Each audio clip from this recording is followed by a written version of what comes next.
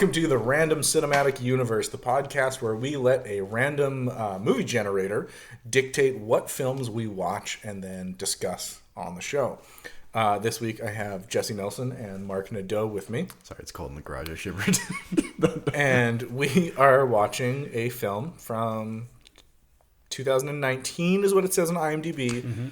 On Amazon Prime says 2021. The title of the film is This Love is from Another Planet. That is what it shows up as if you search Amazon Prime. However, if you want to search this on IMDb, it shows up. Its title is in Spanish, so you will have to Google translate the title to the Spanish. What is the Spanish title? Nina, do you want to just yell out "This love is from another planet" in Spanish?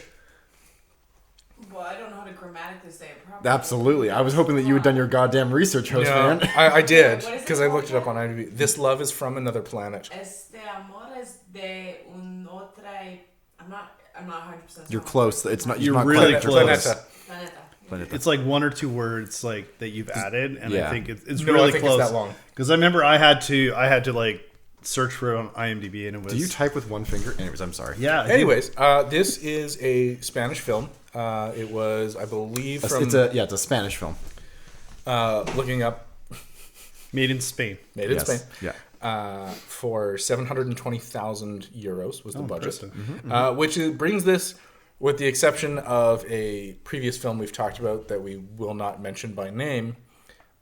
This is the closest budget to the types of films that we work on as our day job. Oh, Rattle Can. Yeah, Bastard. Okay, cool. This one. you You fuck. bastard. This film was directed by Daniel Diosdado, starring Elena Martinez. I don't know how to pronounce this properly. Queso.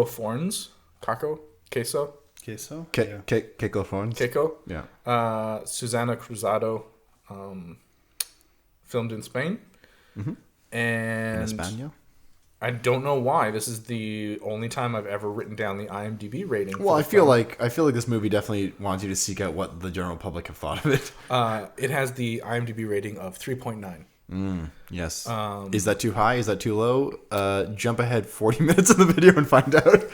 I mean, watch the whole thing. So YouTube works. Just so anybody listening is aware, we are going to deep dive into every detail of this film. We are going heavy into spoiler territory. So if you want to watch the film before listening to the podcast, we found it on Amazon Prime in Canada. Yes. Probably doesn't Have help. we brought up that we're in Canada for any of these I episodes? believe in one of the early episodes we did. Okay. I mean, this is an 'Cause early episode, but one of the earlier episodes. This is episode 4. It's all out of order. Yeah, I think this is we're recording these out of order. We all have very yeah. strange work schedules. Yep. and even in the same working in the same company, we all actually have different hours as well, which is bizarre.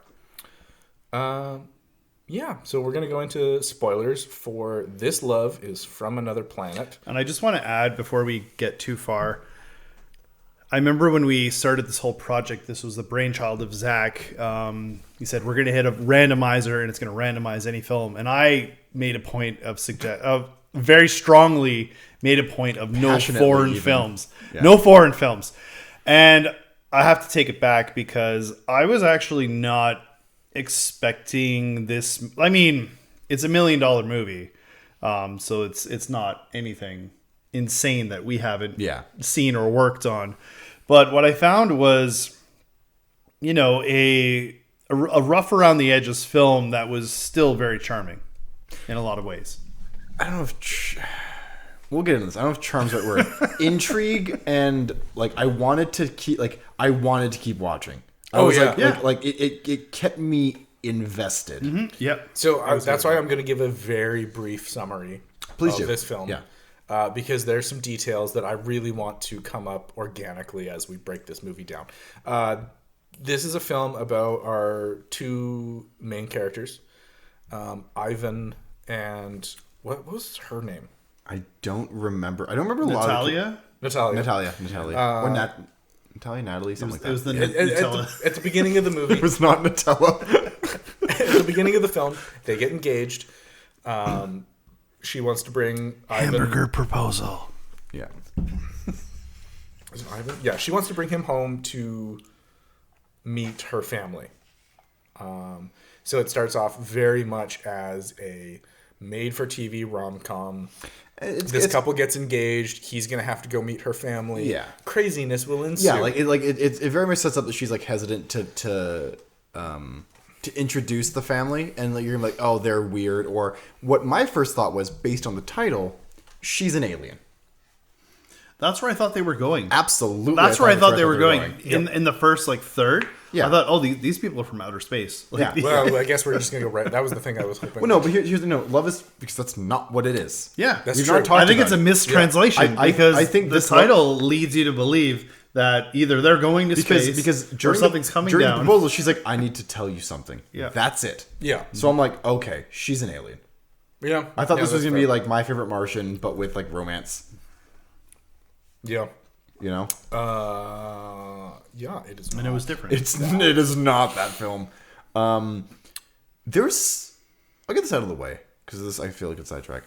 This does feel like you said like a daytime TV rom-com, except for all the fucking F-bombs. Oh, they drop fuck left, right, and center in this movie. Yeah. See, that's what I was wondering about the translation because you would see it a lot in the subtitles, and I'm like, Oh, no, they is did. that the No, word, they did. or is that just mistranslated? It's not exactly because fuck is universal, but they were using swears.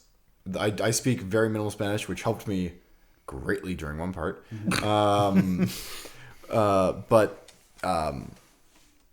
Because they're speaking Spanish, right? It's a Spanish film, Yeah. like a Spanish speaking film. Yes, and not at all French. Cool. I need to reveal something before we get too far into this, because both you idiots screwed me over. I had a machination in place that was brilliant and perfect, and you ruined it with your jester tomfoolery idiocy. So I've not watched this movie yet, and what happens? I'm glad that you guys have not watched it either. But when it came as a foreign film, Mark kept yelling repeatedly, "Oh, it's a French film. It's a French film. The film is in French." And then Zach, I'm assuming just parroted because you didn't Yeah, question it was literally like I was going through building up. I was building up the schedule for the first few episodes. You fell to peer pressure. I get it. And I just hit the randomizer. The title came up, and Mark was with me when I did it. Oh, absolutely. So, of course, monkey see, monkey do, French, a la Francais. Now, I had a fucking plan where I was going to watch this with no subtitles and have Nina just interpret it for me and see how long I could get into the episode without you realizing that I've not... Listen to the movie. Well, I have, but I'm not, like, I don't know the little... not I'm absorbing getting a anything. translation through someone listening live to the movie. Now let's point out that this being a Spanish film didn't change your ability to do No, that. but it's not as funny. Like, because I can also do it. Which again, there's a scene where spoiler, the subtitles fucking crapped out, and I had to figure out if this man was coming in water or not. And the point is, I was told adamantly for weeks that this is a French film, and we conspired and had like a plan, and we were talking about this weekend, like, okay, you're watching your movie at this time. We have, like, I have plans this way, you have plans this way, so mine's only an hour and 10-minute movie, so maybe we can sneak it in here. And then I'm literally, we lock down a time, and I go to Prime just to, like, put it in my queue or something like that, and it's like, language, Spanish, and I'm like, God damn it! Like, God, you ruined everything! But I feel like but the fact that Nina's fluent in Spanish, you could have still done it. Dude, yo hablo un poquito español, okay? I can listen and hear Spanish, okay? The joke was that we make fun of her Frenchness all the time, and I was going to utilize it, okay? And then... It was also a bit of an FU that I don't get picked for Yes, the French film. I don't hear that. So she was like saying that, no, that she's I managing need to to on the explain French something movie. here so that people understand what happened. I'm mad. Is now I get what you were talking about earlier. The way that we come up with our shooting schedule and what we watch on this show is I have a spreadsheet that basically goes episode numbers, title of the movie we're going to watch, what streaming service it comes from, who's going to be in the episode. But is it random? So what I do is episode numbers are just chronological. Which streaming service we watch, I actually alternate between Netflix, Disney Plus, and Amazon Prime. and just constantly alternate between the three. And then for who's on for the week, because I have 4 co-hosts, there's a set of 6 variations that allows each one of the co-hosts to have an episode with each other co-host, so that everybody gets an episode with everybody else. So that is all filled in ahead of time, where we're going to get the movie from, who's doing the episode number, all determined ahead of time. And then I go in and I go, okay, episode 2, who do we got? We've got Jesse and Mark.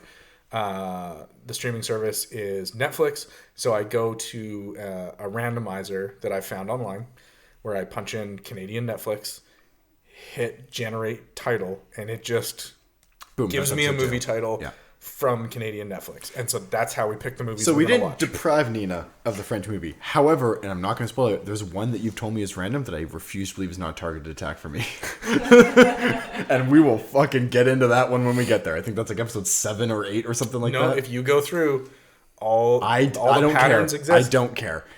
Anyways, so yeah, that was my scheme that I was so excited. Like, there's texts between me and Nina that are in all caps of just like, this is the greatest plan ever. And then it just got foiled by foolery. Anyways, so we watched This Love Is From Another Planet. Yeah. I just want to say the B-roll at the beginning of the movie drove me batshit insane. So I don't think it, well, I mean, it is B-roll, but it's for the movie. No, I know, but it was so, like, normally... You're talking like the opening credit montage. The opening right? credit montage was like, I mean, clearly they just used what they had. They didn't quite plan it because it's apparent. But I'm watching the boxing, and I'm just shaking my head. But the boxing was her, wasn't it? It was, which she was not surprising. Good at it. No, she was not. There's 2 things I appreciate about that opening montage. One, and I don't think this was like intentional or anything, but I do love when. A lot of times, like consuming North American media, a lot of places are like picturesque all the time, and there was a decent amount of like, oh, it's a cloudy day here, like it was like the weather was just fucking normal because guess what, it gets ugly in Spain. Yeah. But like a lot of movies really try to be like, look how, and like once they got to the family estate, which we'll get to, it did try to be picturesque all the time. Yeah. But in their daily life, it was like, no, sometimes it's rainy and shitty when you're running on the beach in Spain. I do appreciate that. So talking about the beach, what drove me insane was that. She's on the beach. We've established that the beach is just the ocean and there's nothing there. And she's drawing. And I'm like, what are you drawing? A solid line?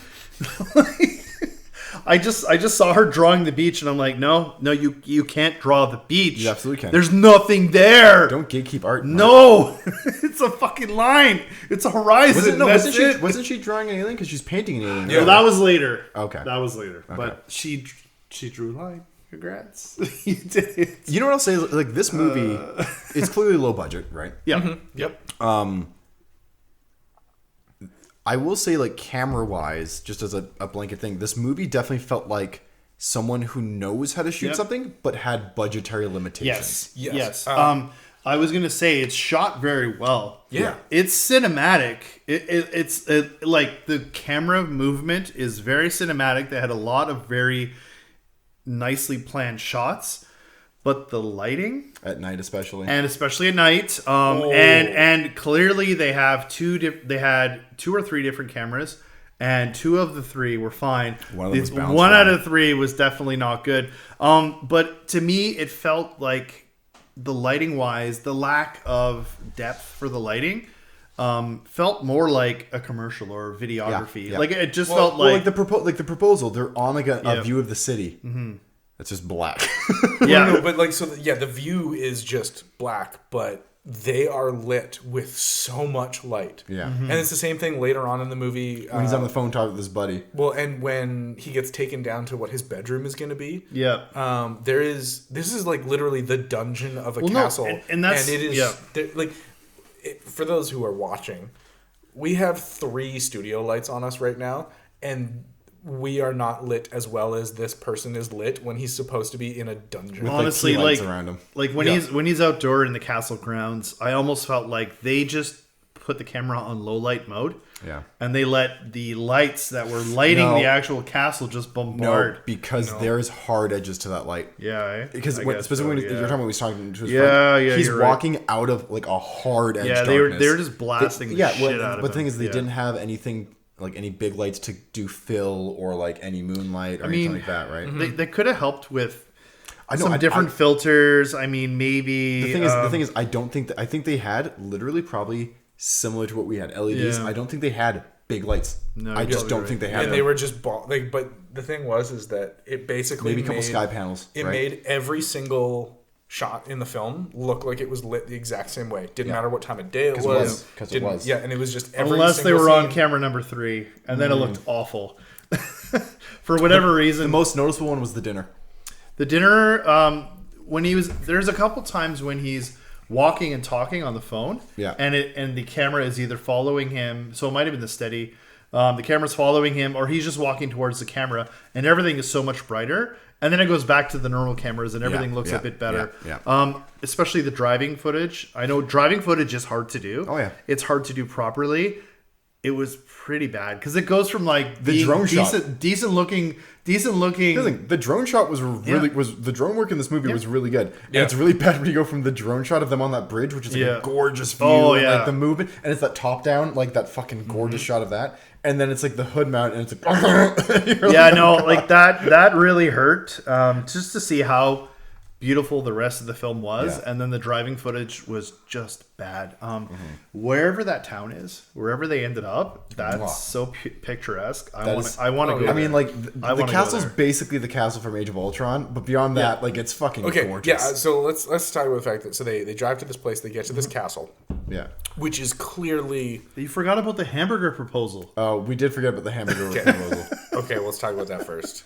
So that was the most awkward fucking thing. So they're at dinner with a friend or something like that, and then they go off to this little like lookout, and she like sits on the and he's like, I got railing. something for you, and they bottle wine. Yeah, they start chatting. I got a surprise, and he pulls out a bottle of wine, and then he pulls out like cheeseburger. He pulls out like he's like, I have a gift for you, clamshell, like a lunch clamshell. But it's like an old school foam McDonald's clamshell. And then she opens it, sees the burger, goes, "Oh, thanks." Which, by the way, to a degree, like that's a healthy ass relationship at the start, where it's like, I got you a surprise, and he shows you a burger, and she's like, I fucking love a burger right now. like that's just like her reaction. That's a genuine reaction. Yeah, like you got me food. That's amazing. Great. Thank you so much. And then she goes to eat it, and he's like, whoa, whoa, whoa, whoa. Yeah. And they open the bun up, and there's a ring in the burger.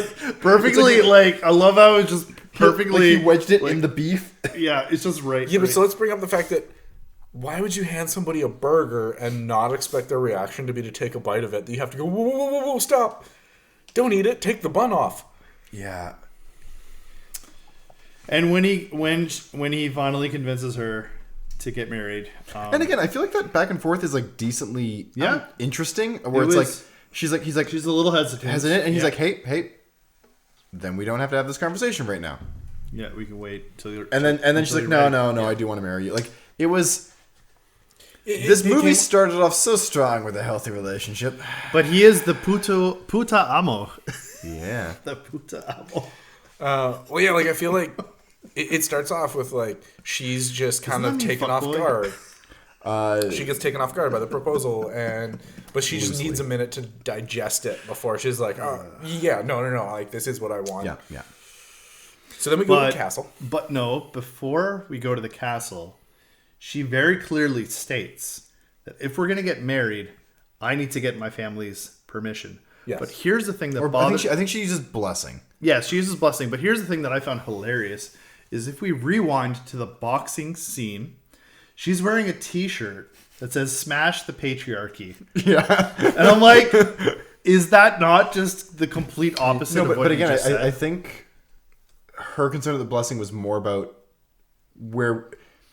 We find out... No. We find out briefly. No, but I think she's not asking for the blessing to get married. Yeah. She's asking for the blessing for him to... come on a trip transcend. with the family. Yeah, to enjoy their selves. Yeah. So yeah, they get to the castle. Which, by the way, I have to give props to all the women in this movie for walking in heels on cobblestone and not making it visible. Because it was the first thing I noticed is when the mom runs out to greet them. Rough cobblestone. It's like 400-year-old cobblestone that she's just fucking sprinting down. I was like, Oh my god. Okay, so we meet the mom outside the castle. Yeah, after the longest stare gag of all time. Oh yeah, the carrying the suitcases. You know, it's funny. My dog started watching the movie at this point. She was avidly interested in this. The other one was sleeping. Pepper or beans? Pepper, of course. Okay. Yep, so naturally. this so Beans far, got this movie has 1 out of 2 wiener dogs seal of approval. Let's just stop the review right there. I think that pretty much covers it. So when the mom starts running towards her to give her a hug, there's like 6 cuts. Yeah, it's a lot. It is a long shot of the mom running, and then back to her running, and then back to the mom, and then back to her, and then back to the mom. And I was just like, why? Why is this so long? You could have cut that down by like... Well, same with him bringing the suitcases up. The gag of him lifting up was just like... That's long shot. And this movie's only an hour and 10 But I was minutes. gonna say, I think that might be... Again, we don't know if this might have been they're swearing, but it might have been a TV movie. There might have been a minimum runtime requirement, and they came under. Yeah. So here's the thing that's weird, and this is something time. that has happened to me in the editorial suite. I had a shot, kid far away, pushing his bike up into the main scene where the scene was to start. Was this chained? It was. And the awkward thing is sometimes you don't know where to start. Because you see the character from one shot coming into the scene, and then they're way the hell at the other side, and you're like, well, we just saw them. So how do I... So sometimes you get stuck in this weird moment in your brain where you're like, well, we have to show the full approach because we've only established that they've gone to the door. But here's the thing, most people are smart. You could just cut, and you could just have him arriving and then putting his bike down, and we're good. We don't need 12 seconds of him walking from one end of the building to the other. It's fine. You don't want to birdemic it. It's fine. No, it's totally fine. My note about the castle is that this is probably just a local ruin. It's an amazing location to get, though. It's an amazing location to get, but I feel like this is just a local ruin that they somehow got permission to film in. But they were very limited to where they could shoot. I was gonna say, and this is actually more to my theory. This is a comment I'm gonna make, which is, why the fuck would you make a carrot patch in a World War II historical site? But I would not be surprised if this was like a former barracks of some kind. That again, they're minimal. But that's the thing. If you look at there's almost no set deck at all in the entire film. Here's a question. Hey. So they location wise in this film, they've got the original city stuff, which is by the way clearly shot in the same town, I'm imagining.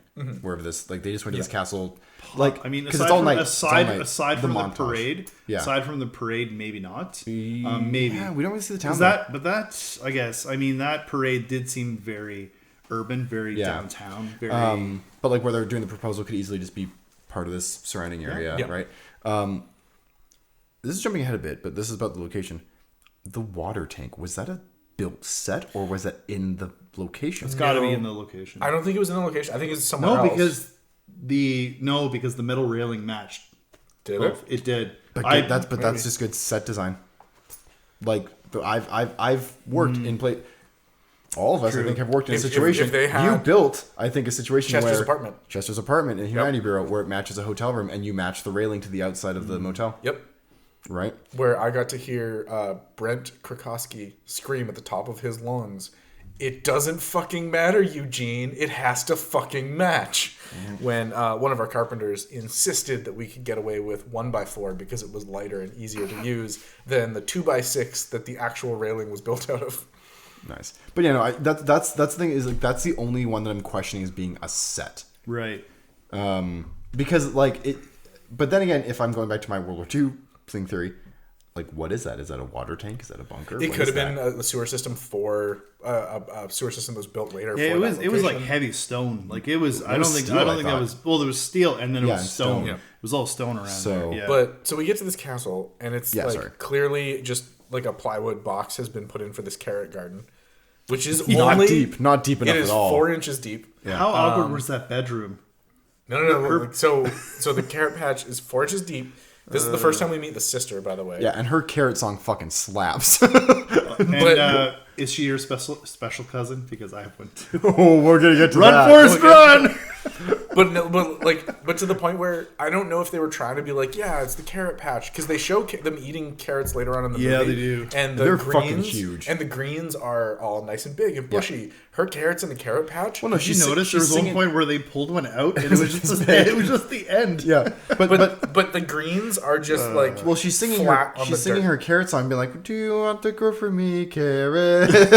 I would like for you to eat the sun." Like it was like a weird ass carrot song. Special cousin.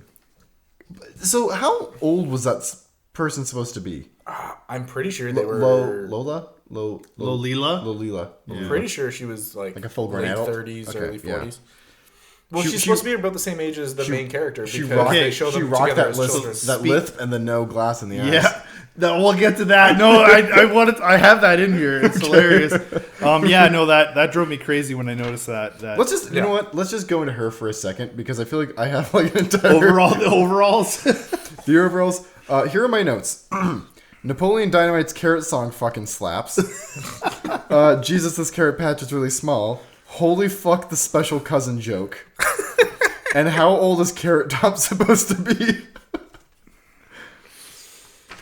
It's assumed that she's about the same age as the main character, because it shows them together as children. Yeah. But also when she runs up and the main Natalia, is that what we said? Runs her fingers through her hair, and she just goes, "No, you're stealing my energy." But I feel like that's indicative of we're beating around the bush, but we have to get into what the family's about. Okay, but first, so the mom and the sister are greeted outside. They're talking about having to go meet the dad. And then we meet the dad the next morning. What's the dad's name again?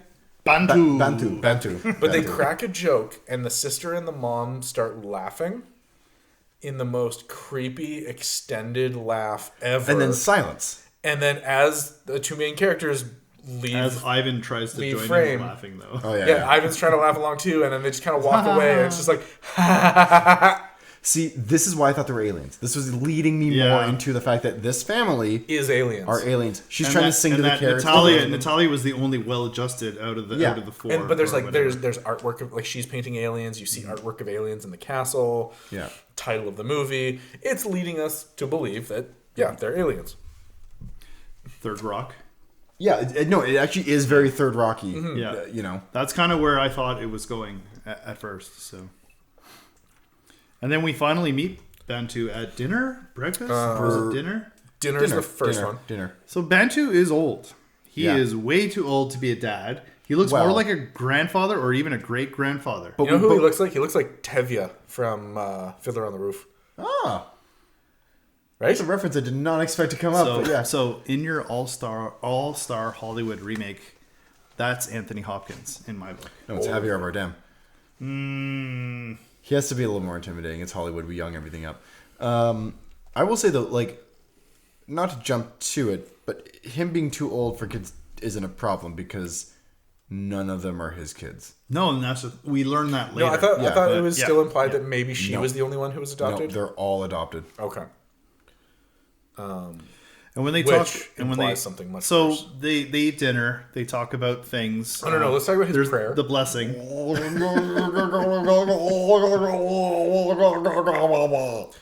and then I'm not fucking lying. Did you forget about the chair?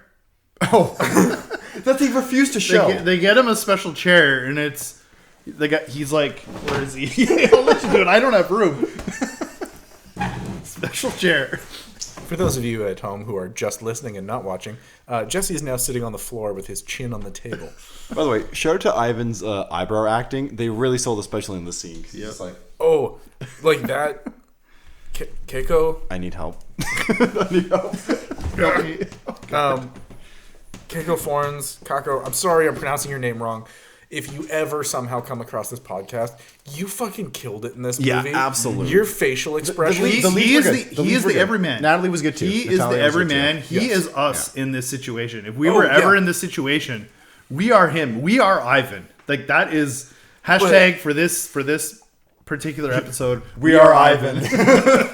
Like, honestly, we are. He is the everyman in this situation. You look inside yourself, and what do you see? Ivan. Exactly. But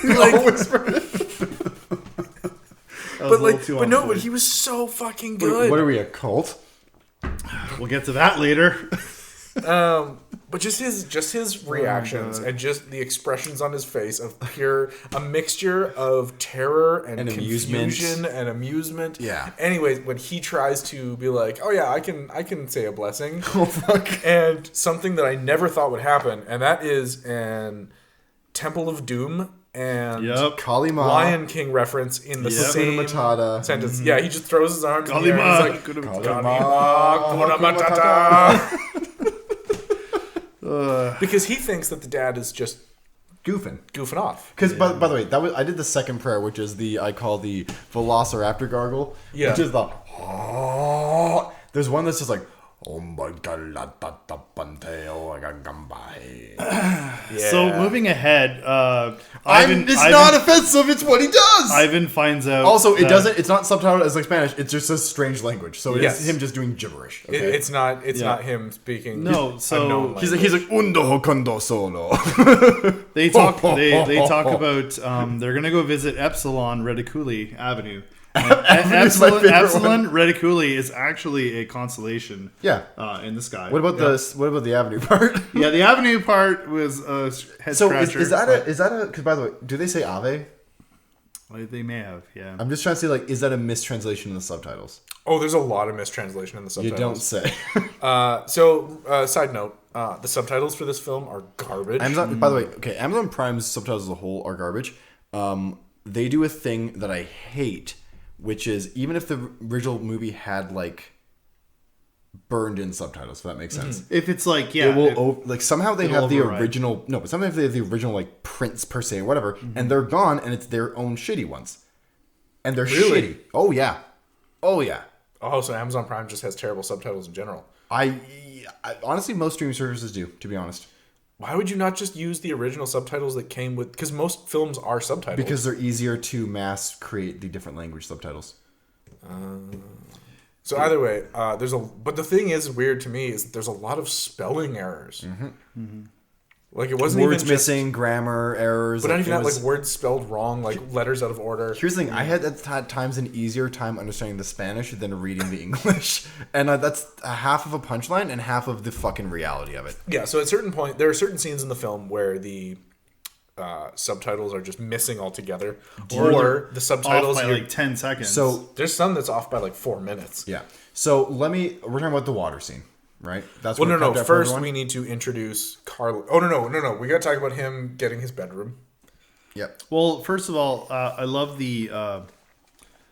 I thought she had a speech impediment at first, and I'm like, or am I an asshole? Like, yeah, Lolila. Yeah, she definitely had a speech impediment. or she was playing like she was playing like a child. She was talking like she couldn't pronounce S's. Yeah, which is an interesting way to portray for sure. Spanish. And before getting too far into the story, their whole like, hey, we believe in this instead of the norm as everybody else. We should talk about this. I like that because you know what? Like when you look at religion as a whole, it's completely illogical. In that scene, there's a really fun bit where basically they believe. Oh, this is the after dinner scene. Yeah, this is the dinner scene. Okay, but it continues. They're talking about it after dinner. So they believe that. Humanity was created by aliens, and at a certain point, when you die, you get ascended to beyond. And they believe that this Sunday, like this weekend, I think they arrive Friday or something like that. Yeah. This Sunday, they're going to ascend to the mothership. Very much a Heaven's Gate type of like they were deal, the like, special chosen or whatever. Yeah, and they were put on this planet to spread the word of the creators, and then they're going to go to Epsilon Reticuli Avenue or Ave. And live in like this wonderful wonderland. It's a cult. It's like a cult. It's totally a cult. But in the scene, they talk about spirituality, and he makes a reference of like, oh yeah, well, I grew up Catholic, and they start mocking him, which is hilarious because it would have been the opposite in a Catholic home. Yeah. With anybody who was not Catholic. But I think this movie takes a bit of a jab of like for sure belief or just dogma as a whole. Mainstream religion type thing. Yeah. And actually, it was refreshing. This little take, because even though that beat is hit again when he calls his friend like, okay, I just found out something about my fiance. She's fucking crazy. And in that scene, he's trying to like devil's advocate his own fiance to his friend. Like, I'm not like, if I stay with her, like, it's not crazy, right? Because like people believe things. And he's like, no, she's crazy. He's like, yeah, but you believe in God. He's like, that's different. Like, even the friend, they bring that up again. Of Yeah, like, I know. Like you believe in God, though, right? And he's like, yeah, no, that's different. That makes sense, though. Yeah, Like, and it's like, man, the double standards. Yeah. And that's what religion is known for, double Yeah. standards. Yeah. So, But then and mass murder, but yeah, yeah, but then that it's too. so starting wars. after dinner. not recently. After dinner, it's just what's her name, Natalia and Ivan, talking in her room, which her room is what I believe to be a plywood box with a blanket put over it, because it does not move when they sit on it, and she lies down on it at some point, and it is a hard surface. But they're talking about it and going over the whole what she believes versus what he believes. And she's just like, so some dude came out of the sky and got a woman pregnant and had a baby. Yeah, and that's exactly. God, and then her It's like, husband how never is has sex religion? again for the How rest is of his life. how is religion any less crazy than the stuff that they believe in? Yeah. They've been talking about. No, she's like, oh yeah, no, your God turned into a dove and came down to earth and got a woman pregnant. And then her husband never had sex with her. That's my favorite beat. She's like, that's unrealistic. I will say right before that, there's I don't know if I love this ironically or just love this, is what I refer to as the sad man sunset montage, where he's just milling about the castle, sad. Yeah. And then it cuts to a new shot of sad and the sun is setting. And then he's sad. The lighting is so inconsistent at night, but those sunset shots are fucking gorgeous. yeah, they're that whole nice, area is Yeah. fucking gorgeous. So then, but somewhere in this section of the movie, there's a flashback of Natalia and Lolila when they're kids and they're running through the castle, and all you see is both kids stop, and they focus on the children. It's an over-the-shoulder shot. Yep. And you just see a green figure. Very signsy. Yep. Yeah. Like they don't ever focus on it. They keep focus on the kids, and then they Also do the about reverse. religion. They do the reverse of an over the shoulder of the green figure But who's out of focus. And for me, that was just as I thought this movie was going pretty okay. And then I just see this alien in a completely chroma green, out of focus. Like we're and talking green morph suit with black alien eyes. It's on it. Charlie Day. I think Exactly. It's Charlie Day. It's the Green Man. suit. It's the Green Man. Yeah. So anyway, so I see this, and my first thought is, did they use chroma green so that if they actually found some extra money, they could just whip them out and then put them back in and make it look slightly better? No. Here's the thing. The alien painting is green. No. The end credits has taught me this Well, was no, we'll deliberate. talk. We have to talk about the, we have to talk But about the this end credits is, later. that absolutely was a deliberate choice because let's put it this way. In the end credits, they chroma it, but they do not use green. Yeah.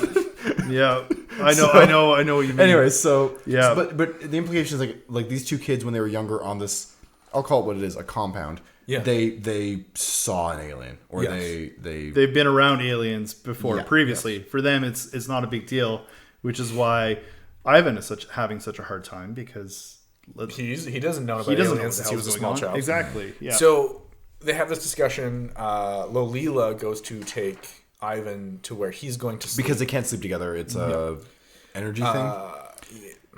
Yeah. that dungeon. So no. So they bring him down into the dungeon. Yeah. And Chains she on the just walls. points. Yeah, there's straight up like bondage shackles on Yeah. the walls, and just points at a pile of hay and like gets offended when he thinks that she's joking. Yeah.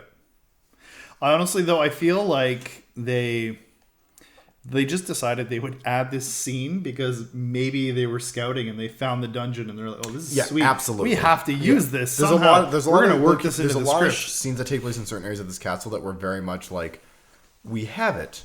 Let's shoot there, which is not a mockery because I've done the same thing. I've been on scouting locations, and we go, okay, well, we're at this location for these 3 scenes in these rooms.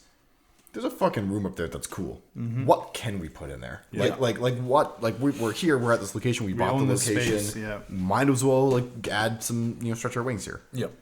And there were a couple drone shots where from really far away, I don't know if they used a different ruin or if it was the same one. No, but there was a shot that it looked like a church and not a castle. So so here's what's catching you is I noticed this and it annoyed me.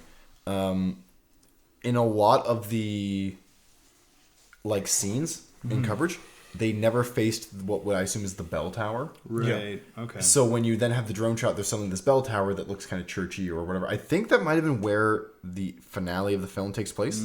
Yeah. I think is in that bell tower. Because makes you sense. see the roof, and it keeps zooming in on the roof, and when they're inside there, it does make sense that roof they're coming down on is elevated. Yeah. No, is the roof that they're underneath. Like they were actually in that space. Yeah. Breakfast. The breakfast scene. Okay, I wrote this down. I have to say this. The breakfast scene felt like the entire family has dementia. Yes. Like, I'm not disparaging on dementia, and I'm not making fun of dementia, but what they were saying at the breakfast scene, just like... Please walk us through what breakfast was. I can't... I can't even toast, remember. Also coffee, where we meet eggs. Carlos. Oh, the coffee. Yeah, the coffee. So it was with toast, coffee, and eggs. The coffee, or the toast was just lettuce. It was lettuce. Just here's a leaf of lettuce. it was Here you go. warm lettuce. Warm lettuce. The coffee was... Would you like some coffee? By the way, that is one of the best comedic beats in the whole movie is when she slowly pours a cup of coffee and it's all the coffee beans. And Ivan just goes, it's a strong coffee, huh? And Would you like an egg with that? We literally mean they filled like With coffee beans. a stainless steel French press with just dry coffee beans. And then poured into a glass cup. Yeah, poured it into a glass cup. And then he asks, Would you like an egg? if you want an egg, he's like, yeah. At this point, that's like the third thing. He's like, why not? And she takes a raw egg and just puts it in the coffee and like jiggles it so it like sinks into like just ease it on there. And she's like, you're welcome. And then she says you have to shake it. Would you like some cream or sugar in your coffee? And he's like, you know what? I think I've got enough. Yeah, I think I'm good. Yeah. Oh man. What was that? But then Carlos gets introduced. Right? Yeah, we were introduced to Carlos, which we realized that's why he had to sit in the super low lawn chair. He wasn't because allowed the that other space. space at the table was Carlos's and chair. Carlos was making love to the water. Yes. Hey, but it's not the same thing as picking a cucumber with the right hand or the left hand. That's right. What was that? Is that some like weird idiom that it just doesn't translate? So because they do like so basically Carlos shows up and Carlos it seems like is like the golden child of spiritualism and He's the mysticism. Chad. Yeah. Bantu's Bantu's favorite child. And so Bantu's like, if you're gonna join us and come to us on this like ascension and be my daughter's husband, you need to know our ways, and you have 2 days to do it, which is insane. You need to develop the Ultra You. Yeah, Carlos is going to help you develop the Ultra You. And so Carlos takes him on like a gauntlet of whatever. And where Mark's saying this line is, they're like, they're at the carrot planter, and it's like they're absorbing the universe energies or something like that. Yeah, so Carlos is like absorbing the power from the sun and from the vegetables, and he's trying to get... Oh, he's trying to get to rain. That's right. He's like, it's going to rain. Yeah. Yeah, exactly. And it's funny, though, when they say that you need to develop the Ultra You, that's a good sentiment, but it's just so weird. Like, we could all use some personal development, some personal growth to develop the better selves. That is part of, if you look at all cults, a lot of them start from, like, betterment. Yeah. Right? Like, but it's a betterment of oneself. One of my notes partway through was straight up just like I was questioning if this was going to turn out to be like a Scientology film, like a Scientology propaganda movie. Yeah. It felt like it at times. Well, but they kept on mocking the alien people, and that would have because I've seen not to throw stones, but I've seen like God's Not Dead, and like that does not point at any jokes at Christianity at all. Like it's like nah, that shit's real. So yeah, it's not really propaganda. The funny thing with Carlos is he was like, at first he seemed like the perfect cult recruiter. Like he was charming, handsome. He was like, then he got weird. Yeah, exactly. So he started off okay. He was a bit kooky on the whole religious side, but like really firm in his beliefs. So he felt like he would be the perfect. Well, he felt stable. Like he felt weirdly stable compared to the rest of the family. Yeah. Which I think is what you're. But supposed then we go into the well. And this is where... Well, no, it starts at the carrot bed when he's that's true. He's that's true. tantrically coming in his pants. Okay, so here, when we get to the well, though, this is where our subtitles ended. For me, at least, I assume this was across the board. This was where subtitles just cut out. What is that scene about? Because I know what that scene's about. I know the dialogue there was something to do with water. Very good, Mark. It was the water, and I don't know if the well water was the water in the bottles, or if it was the water that had energy in it. I was trying to figure out just with the context of the two people. Also, they had these tiny little water bottles that still had whatever brand of water they were. It was like not Evian, but Evian type thing. Yeah. So this is what that scene is about. He brings it down, and what Carlos does is he prays and takes his energies in from the universe and puts it into the water. He gives his passion, his love, and his energy from the universe into the water. They then bottle the water, and that is the only water the family drinks. This will also be part of the ascension ritual later. Okay. Weirdly enough, watching a movie in Spanish the holy water and getting it was a bizarre experience to me. Like it was every couple word, but I was like, oh, I'm picking up enough to understand. Again, the one scene where the subtitles capped out, like, because they capped out later in a different way. See, I wrote what happened in the well, question mark. So here's my thing. So subtitles crept out the scene, but I'm pretty sure they make special water from this well with energy from the universe and love. Also maybe cum. But yeah, like I was like clips and phrases came out. And then, but, by the way, if I'm off, I would love like a proper translation. If anyone's seen this movie and seen the scene, this is just me using my like couple years of Spanish education to hooked on phonics my way through this conversation. So at some point we go back to Lolita and Natalia talking. Yes, during this is the first time I noticed there were no lenses in the glasses frame. And I was like, no, please. But it's funny because they joke on it later. But back to the well. Oh, yeah. So then... eat this mushroom to connect with your father. No, right before that, they're talking, and she says something about, like, does he know who Carlos is? And that's a little bit of a setup. Yeah. But yeah, then they come back, and he's like, here, have these mushrooms. So at that point, it kind of was starting to make more sense to me. I was like, oh, it's this... They're this crazy fucking cult. Somebody like they've been spiking the water or something with don't shrooms. Question it. Just eat it. And that's why, because he eats the shrooms and then sees aliens. Yeah, but they're not spiking the water with the shrooms. No, I know. But is it also one of those things that Carlos was fucking with him. Carlos wanted him to get him high. Oh no, I understand that. But he basically so Carlos goes from being the good, like seeming like to be an okay guy, to just being a Chad, just straight being a Chad. Because he was feeding him the mushrooms to get him all fucked up, and he told him that like it's all about Bantu's stomach. Bantu's stomach is the most important. Bantu's stomach is going to birth the new Messiah alien, and so Ivan had to like go and like give good energy to Bantu's stomach, and then he feeds Ivan a bunch of shrooms, and we get the green men return. The aliens in the well. Yeah. So that's the thing though. Now we see the aliens in the well, but we don't see. This is the first time we're seeing aliens fully, but it's somebody who's tripping on shrooms. Yeah. And what I love about the whole absurd religion bit is this is like when I try to explain the flying spaghetti monster to my grandmother, who is very religious, very Catholic. I try to tell her. Do you do this like repeatedly, or you did it once? Oh, I've done this repeatedly. Okay, understood. I just needed to clarify. So I try to tell her that like what I believe isn't any different from what you believe. The things that you believe are absurd. Okay. The things that I believe are absurd. You choose to believe in that. Yeah. You actually believe in the flying spaghetti monster? I do. Okay. I believe in the idea of the flying spaghetti monster, much like people believe in the idea of Santa Claus. You fucking take that back. I'll fucking cut the spirit of giving. So I wonder if using the chroma green on the alien suits was just so that if they got any budget for VFX, they could, swap them out. Put something else. Yeah, they could swap them out. So out of focus. Yeah, but that's when I started to question. Because they have the conversation later about all the kids are adopted, and how Bantu and his wife have like brought in these kids and helped them, and the kids who do see the aliens get to stay, and the kids who don't see the aliens end up just. Oh, was that where they were getting to? I didn't pick up on that. One thing I found funny. No, like how did Carlos get out of the well before Ivan? Carefully, because Ivan was tripping balls, but he was standing right in front of the ladder, and then we never see Carlos leave, and then Ivan like shambles his way up and out of the well, and he was telling him, Ivan, stay here, you're not okay. Carlos used the energies of the universe like the Speed probably Force, and just passed through solid. But so rock. What I started thinking was that this whole thing was they had started this cult, and Bantu and his wife and so were adopting kids and secretly feeding them shrooms, and whoever saw the aliens got to like stay part of the family and stay part of the cult, and other people who didn't just left. So the different Yeah, that is a good line. The premium myself. Premium myself. As I was watching this, I had to pause it like every 2 or 3 minutes because I'm like, I gotta make note of this. This is just funny. But the It must have been the so my understanding, again, I'm translating a scene, so I could be wrong here. He's pouring his energy into the water.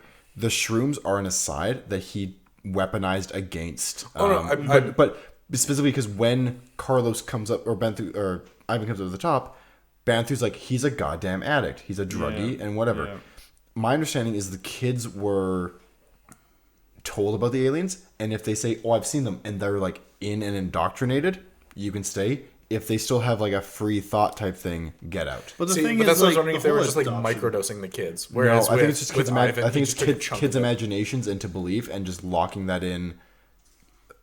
Going back to the religion analogy, it's like if you tell a kid stories from the Bible enough, and then they say that, well, that happened. They basically on, right? they equate their everyday day-to-day life with teachings from the Bible, yeah, and they try to draw from the teachings that they've learned yeah. in their everyday life to say like, oh, Jesus loves me, or and God, so God I think I've heard the voice of God. God has talked to me. Exactly, that kind of thing. I had a huge, just as a random side note, I had a huge fucking breakdown in like grade 11, 12 when all these people around me were like, I can just feel the power of God and I can feel his healing touch. And, when I pray, I feel that he's listening to me. And I was like, I've never had that happen. Oh, that's so bad. I'm sorry. Like, what's going on? I've never had this. What do you mean? Because I'm like, I've had it. It sucks that you haven't had that. And then I got older and I'm sorry for anybody who's religious, but I'm not. I had the realization of, they were just all bullshitting because they didn't want to feel like they were the person who didn't. Yeah. They didn't want to feel like you felt. Yeah. They didn't want to feel like the person. Which I mean, you could see how that would be like kids. If you're told like, oh, aliens visit us and we're going to be aliens, and as a kid you would go, oh well, we were running through the garden and we saw an alien, and then that would just kind of perpetuate itself as a because I think we've all that thing where like we've told a story enough times that like. You get a little more dramatic with it for being more fun, and then you kind of start to forget the real story, and your exaggerated version becomes reality. And it's just like there's a bunch of studies on this about how people's memories are actually incredibly unreliable. Yeah, exactly. So around the 53-minute mark, which is most of the movie, which actually is where we are right now. The subtitles get out of sync. Really bad. So they vanish fully for like 2 minutes. Yeah, and then they come in at that delay. But then they're kind of delayed, but they're kind of quick. So you're trying to figure out. So they're acting, but what they're acting is not showing what the subtitles are. So you're trying to piece together what's happening. By the way, this is the emotional like breakdown of because we kind of skipped over it. This is the scene where I guess Carlos and Natalia were supposed to be the heirs of the religion and be engaged and married and all that stuff. And that's why Carlos was jealous, and why Banthu doesn't want to accept Ivan is because he's already arranged a different relationship for his daughter. And so Carlos takes, while Ivan's fucked up on shrooms, takes Natalie aside and like kisses her, and Ivan sees this and it's like, what the fuck? Is that shrine? Oh, he has a shrine of her memories of like their photos together. It's weird. And Carlos went from being okay to kind of bad to super creepy, really. Yeah. And then so basically every character in the movie is now around each other and like arguing about each other's emotions and memories and like the ways they've wronged each other, and all the subtitles are 2 minutes delayed. Oh, it's hilarious. So you're just like Banthu's talking, but I'm like, oh no, this is when Natalia was talking like a minute ago. Okay, and then new lines come in where it's like I'm sorry, I didn't know what I was doing, but then it's like Ivan talking. I was like, why is he apologizing for this? I don't know what's going on. And then you finally piece together. This is where it was very clear that they're all adopted, and the whole Bantu being so old totally makes sense. Mm-hmm. Yeah, none of them are biological. His kids. But then it's implied that he's been doing it for like a while. Yeah. I mean, it's a cult. Yeah. Which raises concerns when we get to the finale, which I think we can kind of jump to, right? We're okay. So yeah, we go over. So finally, it's the next day. He's Ascension recovered. Day. Yeah, it's Ascension Day. He's recovered. We have a hair change and we have a wardrobe change. He looks like Jesus now. He does, which is I find funny. Has to be I intentional. was so happy the man bun finally came down. But he pulled off the man then. He did. But it just drove crazy. Ivan's a handsome man. He is. With that eyebrow acting, good on you, man. Good old Keiko Foreign. I wanna reach out to him. and the director. I want to reach out. I'm going to try and email the director of this film. Okay. I would like to ask him questions. Okay, yeah. So We will have an update to that potentially later on. we will maybe possibly have an update. You went from absolutes to We barely. will maybe have an update. Yeah. Positively, I'm you going might to hear attempt something. it. If anybody knows this person or has contact information for this person, please let us know. So the ritual. Well, the It's ritual ascension. day. The part that I love was with the smoke and the inhalation of the smoke from the box was Lola goes to rub her eyes and she goes right through the glasses. Through the glasses. And I love that so much because They acknowledge the fact that she never had any lenses. So in those was that a glasses. character choice, or was that to avoid like reflections? and Okay, it I'm was sorry. easier? Usually it is to That's avoid why- reflections. but all was you it a have to do character is choice? put a filter But into... I'm saying is, was that a character It could have choice? been. Yeah. It could have been, yeah. we glazed over the cousin joke. Oh my god, did we? Was there a cousin So joke? when I you've have a already special cousin too. yeah. So Yes. when Ivan's first the first night that he's together with Natalia at the family, and he's kind of being like, okay, this is a lot to unpack. Like, And he's just met Lolila. Lolila, who is comes off. off very off. Yeah, different. Kind of like Crazy Eyes from Orange is the New Black. Sort of that level of a little bit kookiness. like yeah, just not off to be like, is this person just weird? Is there a mental illness that affect? Like what's going on? And obviously, being a cult, that's probably Yeah. she's been her social And skills she have has been clearly warped. never left the She cult. don't have what Yeah. you call the social skills. Yeah. So Ivan makes a reference of like her being special or different or something like that. Kinda like Forrest Gump. Like it's okay. It's okay. I have a cousin like that too. Too. And then Tyler's like what? And he goes, like special, like Run, Run, Forrest, like run. Forrest, run. No, run, Forrest, run, Forrest Gump. This is like, whoa, no. I guess those are not faux pas jokes in España. in España. Yeah. Anyways, yeah, we had to No talk es about siento. that. So there's the so that happened. Yeah. So the ascension happens. Wow. They're drinking the water. They're eating Well, the they're carrots. chanting. They're all inhaling the smoke. Yeah. Carrots. Lolila passes around the carrots. Ivan is either still recovering from the shrooms or is having some sort of like, Spiritual awakening. or like the smoke is some sort of hallucinogen. Like there is like a level of him like distraught, panic attacky. Like he's like, this ritual is affecting him in some way, Yes, right? and he's then he- eating the carrot. Yep. And then The he smoke, the lights, everything goes. yeah it gets super bright and then it dims down and he's lying. No, wait. Oh. He gets tackled first. Oh, that's right. Because Natalia wants to leave, and eventually, like they're trying to grab each other's hand. Natalia decides that she doesn't want to go with Yeah. to see the aliens. She wants to stay, and so Bantu's just like, Lolila, stop him! And she like flying tackles him. And then Carlos, I think, is they're grabbing. reaching out. They're reaching out, and they grab each other's hands. Yeah. And then there's a bright flash of Well, light. no, and then because Carlos is grabbing Natalia, Yeah. Lolila is grabbing Ivan, and then Banthu and his wife are just doing this, just going. Weren't they doing this? What about this thing that was happening? Oh yes, there was No, was that- there this? Yeah, there was that. There was This was that. their, like- the two- And there was the heart touching and all that weird shit. Yeah. I just when Ivan's on shrooms and he goes to start like caressing Bantu's belly and Bantu freaks out. He's like, he's blocking my energies. Yeah. How can we do the ascension if my energy's blocked? Yeah. So they do the ascension. So the ascension, flash of light, everybody but Ivan is gone, and Ivan's freaking out, frantically trying to figure out where everybody went. and he thinks that Natalia left, and like there's a kind of a sweet moment where he grabs like the box that the incense was in. incense box and tries to like inhale the smoke. He's like, I want to go too. I want to go too. He does. He started to believe for a second. He wants to be and with he her. He wanted to be with her. But what I loved was that he's going, Kalima, Kalima, Wi-Fi. It's just like Wi-Fi. The Wi-Fi part got me.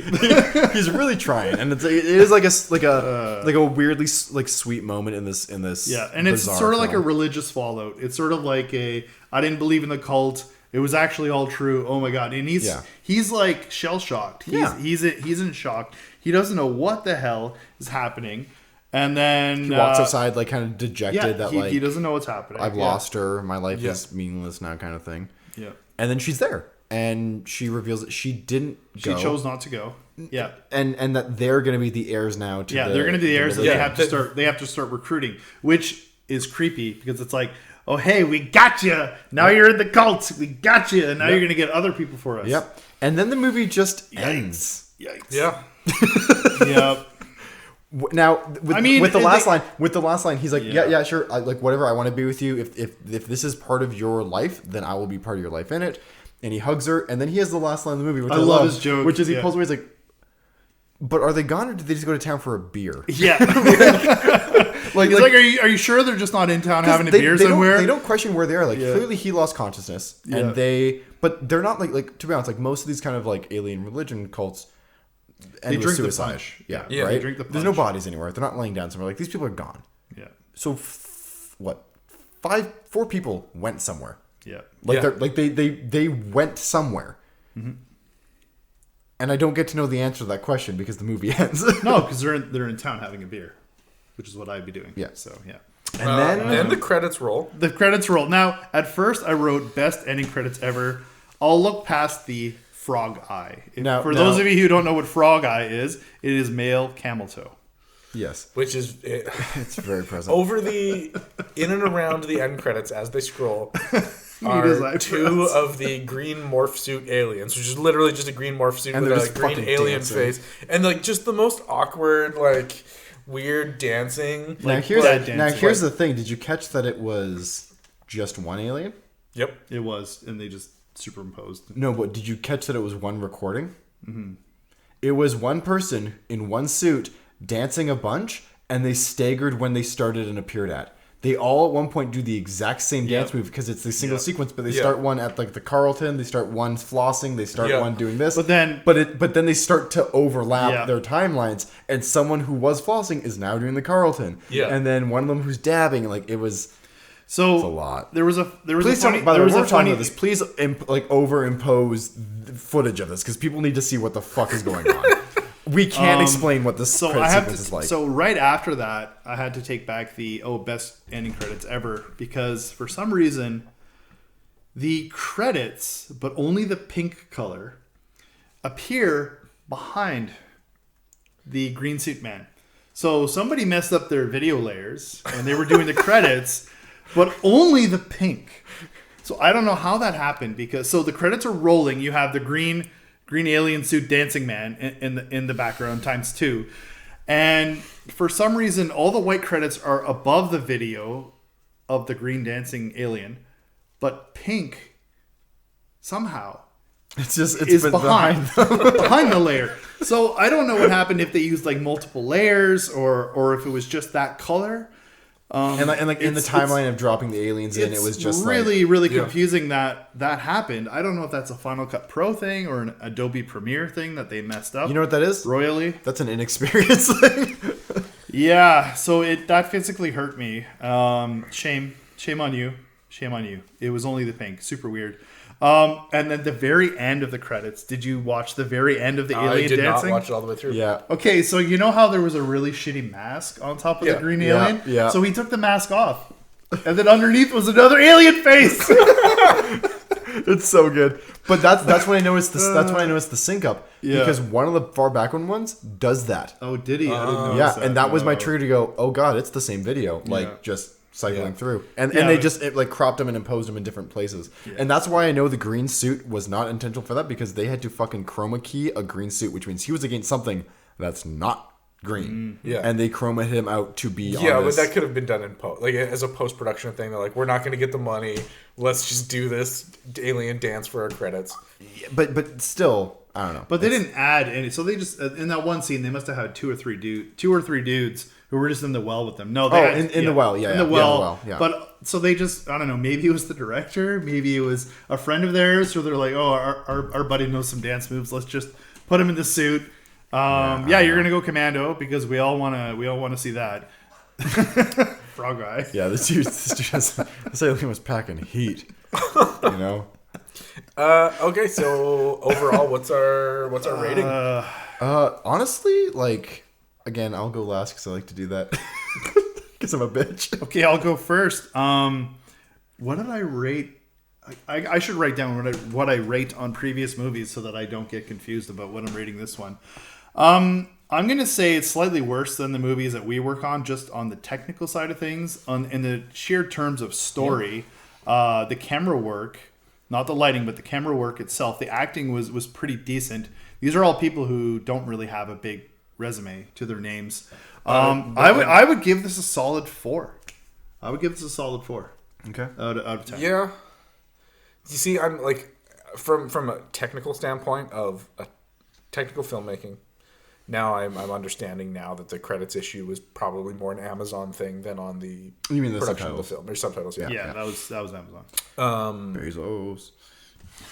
Overall technical, Papa yeah, Bezos. we're Don't kill talking us. like a 4.5. Yeah. On my pure enjoyment of thinking that I was getting the equivalent of the movies we work on, but just like a Spanish made-for-TV, super low-budget rom-com, and getting the fucking alien in-laws and being totally thrown off by it and it turning out to be kind of hilarious. And like, making poking fun out of religion. Probably like a 6.5, 7. Okay, so this is interesting because, like, yeah, this movie is, again, it's the classic thing where it was, if this was part of like a company that we usually type of work for, this was an example of a script that needed a bigger budget not being given it. Yeah. If this is the other way, like we've seen the other side of it, of like raising funds and that was the amount they can, then, you know, good for you. You got the most money you could and this is the product you created. I think technically it is wanting in a lot of sense. The story is pretty nonsensical. The pacing's not great. The acting is like acceptable. I mean, Ivan I really liked, but the rest of the acting wasn't great. Carlos? Yeah, Carlos was particularly bad. The dialogue was awful. Like even when we could read it, like it was pretty like, this is what's happening. This is what I feel. This is what's going on. Yeah. Visual effects were really bad. 9 out of 10. I enjoyed the fuck out of this movie.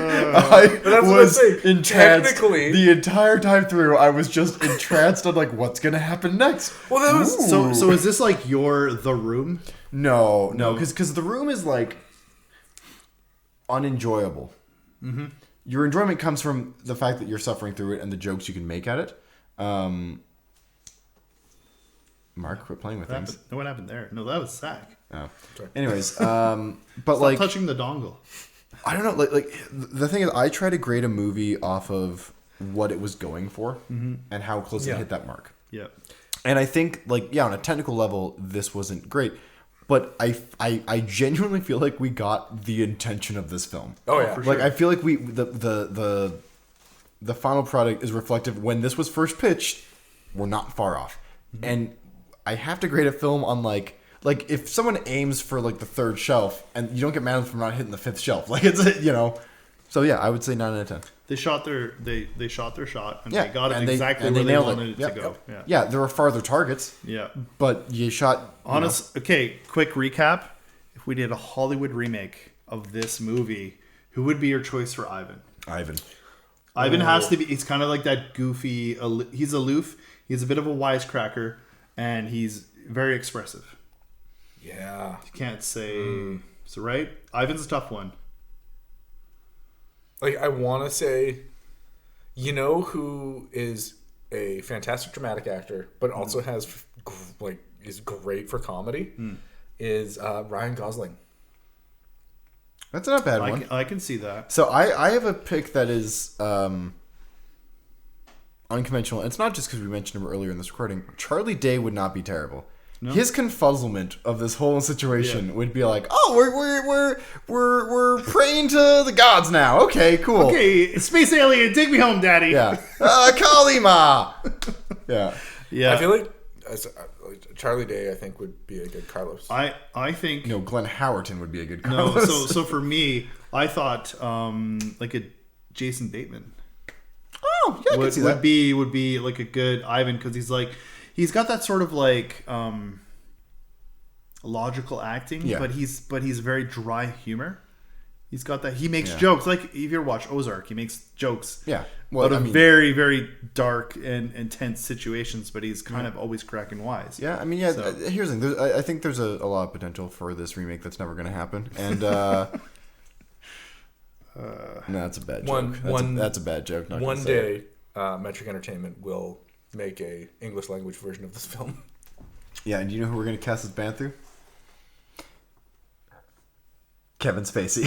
Oh no! Censor that out. I only want your reactions. No, I'm gonna leave it. No, I don't care. You know who we could? Who's that one actor that we always get? Who's the food critic? The older gentleman. Who's the food critic or the father-in-law? Rourke? He's slightly balding. No, he's balding. He's older. I feel like we should not.